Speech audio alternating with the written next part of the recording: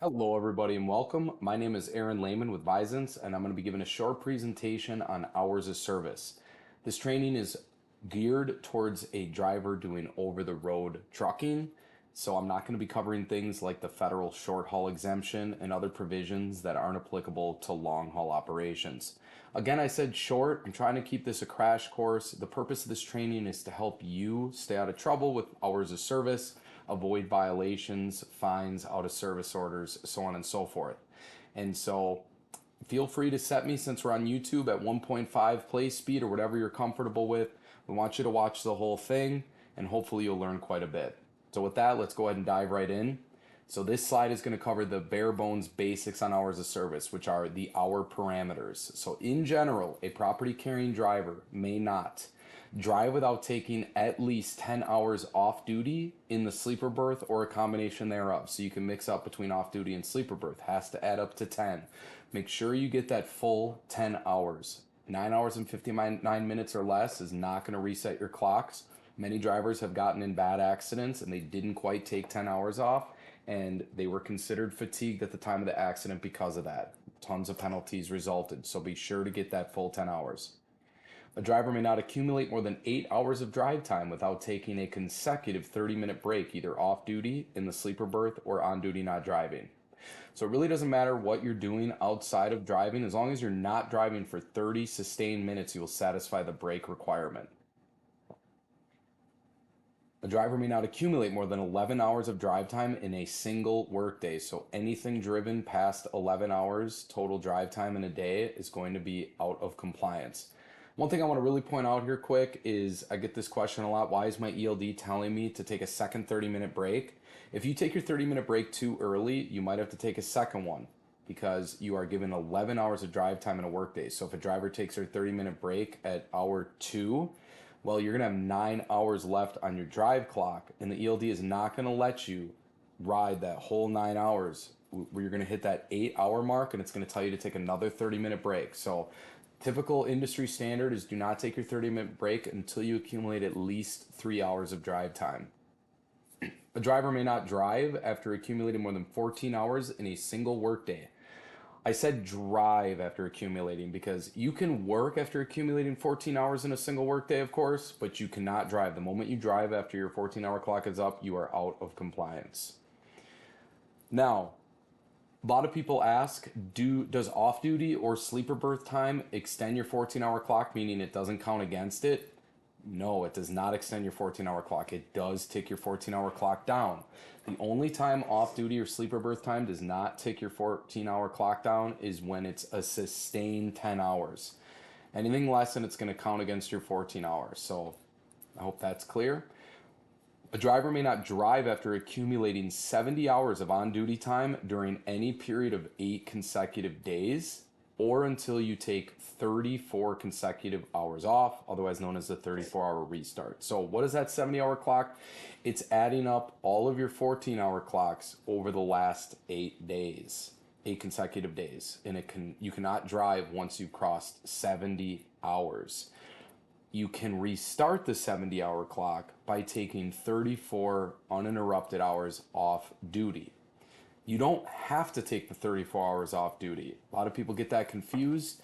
If you work a low enough amount of hours where you're running 8 days never surpasses 70 hours, you would never technically have to take a 34-hour restart. The DOT has no rule against working every day as long as you're working a low enough amount of hours. Because if you think about it, every new day, you get the hours back of the day that dropped off 8 days ago. And as long as those hours are enough for you to work that day, then you will stay in compliance. But in the trucking world, people work too many hours that they come up hard against that 70-hour rule, and they are forced to take a 34-hour restart, which is going to restart your 70-hour clock, and then, of course, restart your 14 and 11 too. So that's what I was describing there. Moving on. Adverse driving conditions. This is a widely abused and misunderstood exemption, so I wanted to describe it here. When a driver encounters adverse driving conditions, they may extend their duty day or their 14-hour clock and their driving time by up to 2 hours. So your 14-hour clock will turn into a 16-hour clock, and your 11-hour drive clock will turn into a 13-hour drive clock.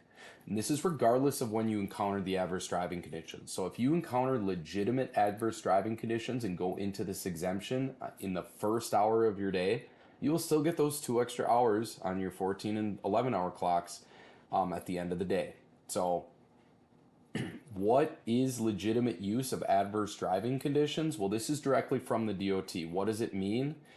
Adverse driving conditions means snow, ice, sleet, fog, or other adverse weather conditions or unusual road or traffic conditions that were not known or could not reasonably be known to both the driver and the motor carrier prior to dispatch. That's something new they added in 2020. They added the driver as a determinant. If the driver could not have reasonably known or the motor carrier could not reasonably have been known or reasonably known, then you can use it. If you could have reasonably known, you cannot use it. So if you get dispatched directly into a massive snowstorm, you cannot use it. But if there is unpredicted ice over the road that forces you to pull over, you could use it then. If there is a massive accident that occurs 15 miles in front of you and it causes a total jam up, then you could use it because you couldn't have predicted that accident, of course.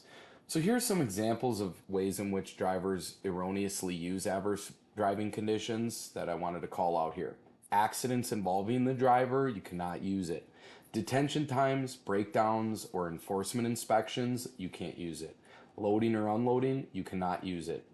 Road construction or detours, no, except when the driver could not reasonably know about the construction or detour prior to driving. So again, in the example of an accident occurring 15 miles in front of you, let's say they detour you off the highway, you could use it then. Or if somebody hits a support beam on a bridge and they have to shut it down and you got to change your route, you could use it. But if you know about the road construction ahead of time, if you know about the detour ahead of time, you could not use it. Also, I get this question a lot. Does routine traffic congestion count? It does not. So if you're going on a major interstate at 8 a.m. or 4:30 p.m. and it just backs up every work day, you can't use it. That's routine. It could have been reasonably known prior to dispatch that that was going to happen. So just think to yourself, if you're ever going to use adverse driving conditions, can I make a good case to a DOT officer because they can easily see that you selected it on your ELD? You say, why did you go into adverse driving? You want to have a good reason, one that they will be able to reasonably believe you couldn't have known about or your motor carrier prior to dispatch. Moving on to personal conveyance. This one is also widely abused and misunderstood. What is personal conveyance? It is the movement of a commercial motor vehicle for personal use while the driver is considered off duty. A driver may record time operating a CMV for personal conveyance only when the driver is relieved from work and all responsibility for performing work by the motor carrier. The movement must be personal in nature. It cannot contribute to the motor carrier's operational readiness, such as advancing the load or benefiting the trucking company in some way, such as running to an auto shop to make a truck repair. Something as minor as going to a truck stop to get some new windshield wipers would be contributing to the motor carrier's operational readiness. It has to be entirely personal in nature. So what are some examples of personal conveyance use that are entirely personal in nature? Time spent traveling to a nearby, reasonably safe location to obtain required rest after loading or unloading. Point out here, they say nearby and reasonable. So that means you shouldn't be passing 8 rest stops or truck stops to, towards the direction of your destination because you say you like Loves the most or something like that. It needs to be nearby and it needs to be reasonable. Time spent traveling from a driver's en route lodging, such as motel or truck stop, to an eating or entertainment facility. And then commuting between the driver's terminal and his or her residence and between work sites and his or her residence. So I hope that's clear about personal conveyance. It's a widely abused rule. Make sure you use it properly because you do get questioned on it. Moving on, so we're going to talk about the split sleeper berth provision since this is highly applicable to long haul operations. It's really hard to understand. So after this slide, I do have a demonstration I'm going to go into that I think after you watch, you will definitely understand how it looks and works. But I just want to show you how the hours of service rules look from the DOT's perspective, how they wrote it in the regulations. It sort of flips my first slide on the normal hours of service parameters on their head. So when utilizing the split sleeper berth provision, the driver may accumulate the equivalent of at least 10 consecutive hours off duty by taking not more than 2 periods of either sleeper berth time or a combination of off-duty time and sleeper berth time if neither rest period is shorter than 2 consecutive hours, one rest period is at least 7 consecutive hours in the sleeper berth, the total of the 2 periods is at least 10 hours, drive time in the period immediately before and after each rest period, when added together, do not exceed 11 hours, and total duty period does not exceed 14 hours at any point with neither break counting toward the 14-hour clock. Now, if you're like most people, when you see these rules, you don't know how it looks in real life, and it doesn't make a whole lot of sense to you. That's why I built this split sleeper berth demonstration that I'm going to go over now, so pay attention closely, and I really think you will have a better understanding than you possibly ever have on split sleeper if you're new to it. So I have a pretend log here that we're going to go over, and we're going to show you how split sleeper looks as you go through your day. So let's say you're coming off of 10 hours off duty, the normal style of logging. You can jump into split sleeper whenever you want. So we're going to do a half hour on duty not driving. Then we're going to drive for 5 hours. And then we're going to do on duty not driving for another hour. And then we're going to take our first short break of the split sleeper. And we can do it either off duty in the sleeper berth or a combination thereof. And it has to be at least 2 hours. So for this example, we're just going to do 2.5 hours. And then we're going to do an on duty not driving for another hour. Now, where are we for our clocks? This is where drivers get confused, but it's very easy to understand.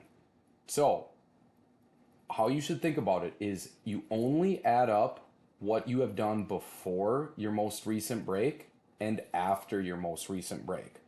So, what would that be? Well, for drive time, you've done 5 hours, so you have 6 hours left. So let's just mark that 6 hours here. Now for the 14-hour, we're going to do the same thing. Check before and after your most recent break. Add these all together, and you have 13.5. Now you're wondering, why didn't you add the off-duty? That's the difference with split sleeper. The breaks do not count towards your 14. That's what makes this very useful to drivers. So we have about a half hour left to burn out our 14-hour clock. So let's just say we take half hour on duty not driving. Now what do? Well, we need to take that at least 7 hours uninterrupted sleeper berth. But the 2 breaks need to add up to 10. So you need to look at what you did at your last break. You did 2.5, so 10 minus 2.5. You need to take 7.5 uninterrupted in the sleeper berth. Now, this is really important. This is going to really help you understand this, how to conceptualize this. After you took this new break, this is the break you're going to judge your hours off, because you have to judge it from your most recent break. So what you can essentially do is remove everything that's happened before the break you had two breaks ago. So remove all this. I'm just going to keep this here for visual, but you could technically remove this too. We're going to reassess where we are on our clocks now, because it's only before and after your most recent break. You don't have anything after, so we got to check what we've done before. 14-hour is now 6.5, and our drive time, we have 5 hours left. So we're going to move this whole log over and continue on. On duty not driving for an hour, and where we at for our drive time, 5 hours. So we're going to bust out 5 hours driving. Now where are we at for our 14-hour? Again, what we done before our most recent break and after our most recent break. So that leaves us with a half hour. So we do that half hour again. Now, how long do we have to take either off duty or sleeper berth for our short break? Well, what did we do last time? We did 7.5, so we're going to have to do at least 2.5. So let's just say we do 3 for sake of demonstration. Well, again, we're going to get rid of everything that happened before this break now, and now this is all we have to look at for our hours. So I think you probably get it now. I'm not going to demonstrate anymore, but let's just call out that now that you took a 3 hour here, the split sleeper break, once you run your clocks out, would have to be 7 hours at least, not 7.5, because you took a longer one here. And that's just how split sleeper continues on. A lot of drivers really, really like it, especially with ELDs now. It takes a lot of the legwork away, kind of handholds you. All you got to do is watch your clocks. You don't have to do so much math. And again, you can jump into it whenever you want, and then you can regularly log on other days. So sometimes it doesn't work for drivers' sleep schedule. Other drivers absolutely live by it. So I hope that's clear for everybody. If the split sleeper is still confusing to you, please feel free to reach out to me directly. Email alayman@visins.com, number 920-850-7462. I'm happy to work one-on-one with you and help you understand the split sleeper. Moving on, I just want to quickly touch on how to fill out those old school paper grid logs. Why would you need to know how to do that with ELDs? Well, ELDs aren't perfect tools. They malfunction, and when they do, you need to whip out those old school paper grid logs again and fill them out properly. So I'm going to give you a quick little reminder on how to do that. So the rule is that motor carriers must give their drivers at least 8 paper grid logs in their trucks in the event of an ELD malfunction. Most suffice this requirement by giving you a whole logbook rather than having 8 paper grid logs floating around the truck. So be sure to know where you can find that logbook because DOT officers ask to see it quite often when you're on a roadside. When completing the logbook, certain information must be recorded. The required information for each day includes the following items, which we're going to show how they look on an actual log. So first thing that's already filled out here is name and address of employing motor carrier.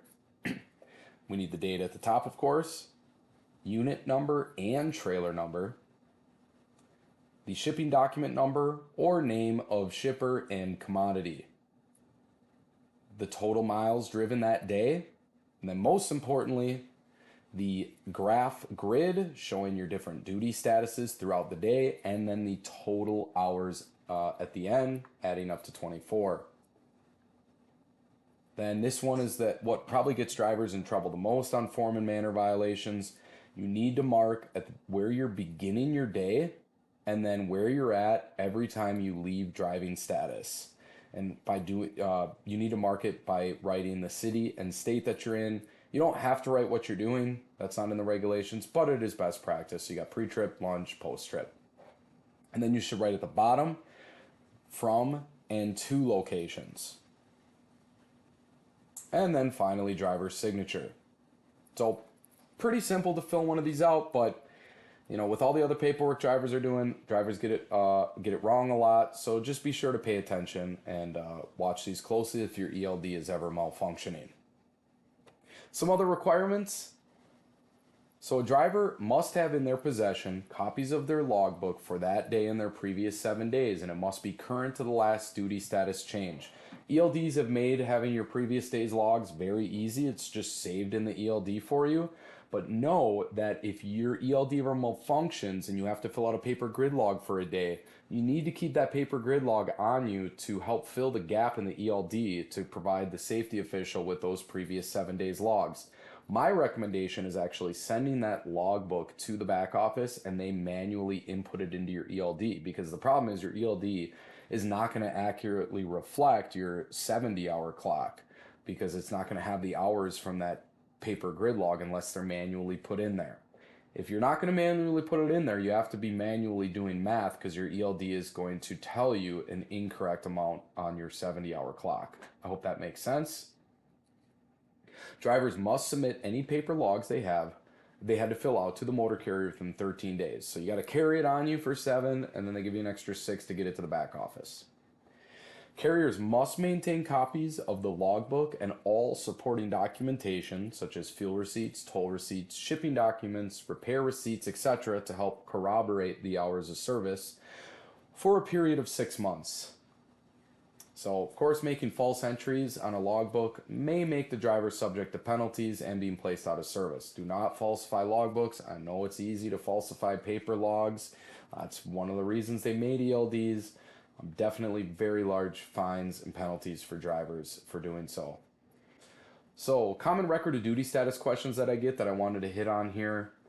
May a driver choose to use the split sleeper berth provision some days and log like regular on other days? I already covered this mostly, but yes, you can switch day by day into the different logging statuses. I wouldn't recommend in the middle of the day trying to switch.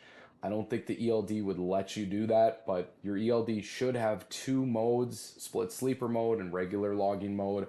When you start your day fresh, switch into the mode that you would like to use and fulfill that full day with that mode. As long as you're complying with all the provisions of the particular style of logging that you're doing, you should stay within compliance. If a driver takes a second job with a non-motor carrier, do the hours affect compliance with the hours of service rules? Absolutely they do. Any compensated work for a person who is not a motor carrier or a person who is a motor carrier is going to be counting towards your hours of service rules. Now, this is not something that is exposed in a roadside inspection blasting through a weigh station. They're not going to inquire about this. But if you were to get into a serious accident that is being investigated by the DOT or is being litigated by the victim's attorneys, they will absolutely uncover that you have a second job, and they will try to make the case that you were fatigued driving, because it is very difficult, especially for long haul operations, for anybody to have a second job and satisfy all the hours of service rules. A second job is going to interrupt your 34-hour restart. It's going to interrupt your 10-hour restarts or 10 hours off between duty statuses, and it's probably going to push you beyond 70 hours in 8 days. So my recommendation would be to just not have a second job, especially if you're long haul. But if you are, you have to tell your motor carrier, and you have to report that second job's hours, and they need to put it in the ELD, is what the rules are. Lastly, for frequently asked questions, how should waiting time be logged? Waiting time at a terminal, plant, or port may be recorded as off-duty, sleeper berth, or on-duty not driving, depending on the circumstances. But the common question is, when could it be called off-duty? Well, to be called off-duty, the following conditions must be met. The driver must be relieved of all duty and responsibility for the care and custody of the vehicle, its accessories, and any cargo or passengers it may be carrying. During the stop and for the duration of the stop, the driver must be at the liberty to pursue activities of his or her own choosing and to leave the premises where the vehicle is situated. So if you're wondering if you can go into off-duty, you have to ask yourself, can I do whatever I'd like at this point? Can I leave the premises? Can I leave the vehicle and cargo? If you can't, you are not off-duty. All right, so I want to touch on some common ELD issues and violations and things to know to avoid them. So first and foremost, mounting. This gets a lot of people written up. The driver needs to have the ELD mounted if they have a portable one. The motor carrier must provide that mount, and it must be in a fixed position during the operation of the CMB, facing the driver who is in a normal seated position. So make sure your ELD is mounted, and make sure that it is in the mount. Don't have it laying in the passenger seat next to you, or worse, laying on the floor. It has to be in the mount, especially when you're going through a weigh station. There's no excuse to not. Wait to pull it off the mount until the DOT officer asks to see it. That's another thing guys get written up for, is they pull the ELD up and get it ready before the officer has even come to the door. Wait until he asks for it so that he or she can see that it is in the mounted position. In-vehicle information. So if you are going to have an ELD, there are in-vehicle requirements for information for the driver on using the ELD. Now, this can be provided electronically or paper copy. Most ELDs have it electronically, but the driver needs to be able to know how to access the information electronically. And the information I'm referring to is a user's manual for the driver describing how to operate the ELD, data transfer step-by-step instructions for the driver to transfer to a safety official, And that one is really important. Don't just worry about knowing where the instructions are, familiarize yourself with it, because I've seen a lot of times the driver, doesn't really know how to do it. He's trying to read up on it and he just gets written up because the safety official is impatient. Know how to do it pretty seamlessly and you will avoid violations. And then finally, an instruction sheet for the driver describing ELD malfunction reporting requirements and record keeping procedures during ELD malfunctions. So you need these three things. Think about, ask yourself, would I be able to find these in my truck if you have paper copy, or would I be able to navigate the ELD and pull them up electronically? It is not uncommon for DOT officers to have drivers prove that they know where to access this information. And then remember again, you must have those 8 paper logs, something DOT officers ask for all the time. So know where it is. Don't just know that you have it, know where to find it. Because if you're looking around the truck, DOT officer is probably just going to write you up if you take too long to find it.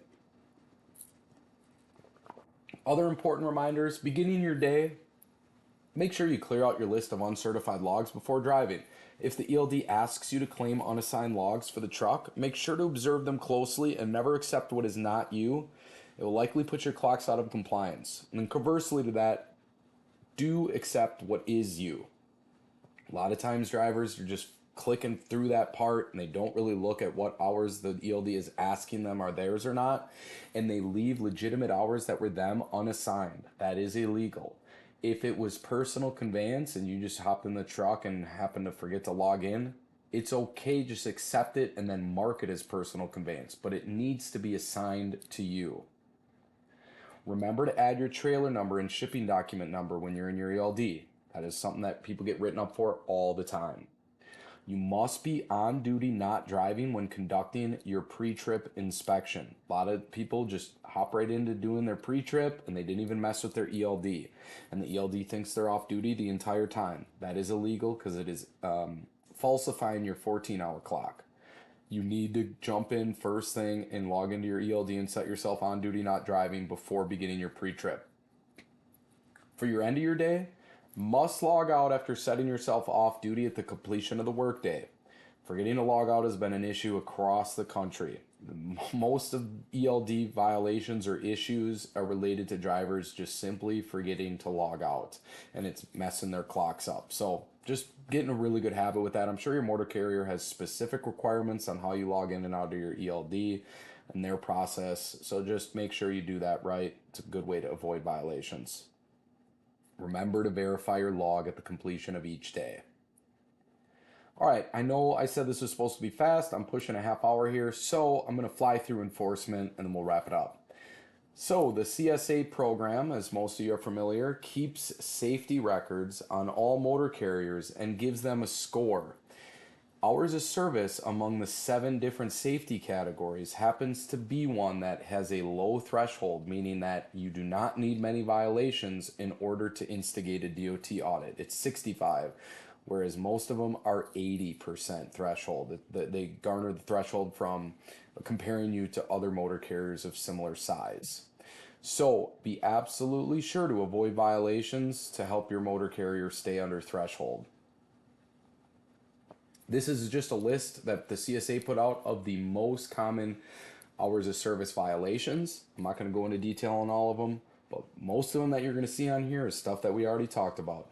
Form and manner violations for filling out a paper grid log wrong, not taking the 30-minute rest break, not going beyond the 14 hours, driving beyond the 11 hours, failing to retain 7 previous days logs, driving beyond the 70-hour, all things that we've talked about. So just know the DOT is all over these, and it's very easy for them to detect hours of service violations, so make sure to stay within compliance.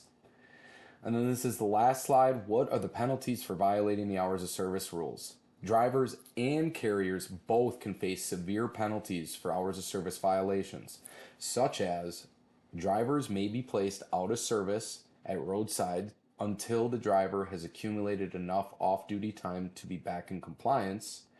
And then state and local enforcement officials may assess fines for both drivers and motor carriers ranging from $1,000 to $38,600.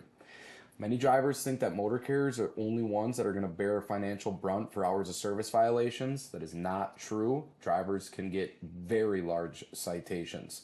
The really big ones, the 10, 20, $30,000 ones, usually involve when an out of service order is violated. So if you get an out of service order, you must honor it, because if you are caught violating an out of service order, meaning they put you out of service and you still hop in your truck anyway and drive off, the penalties are enormous.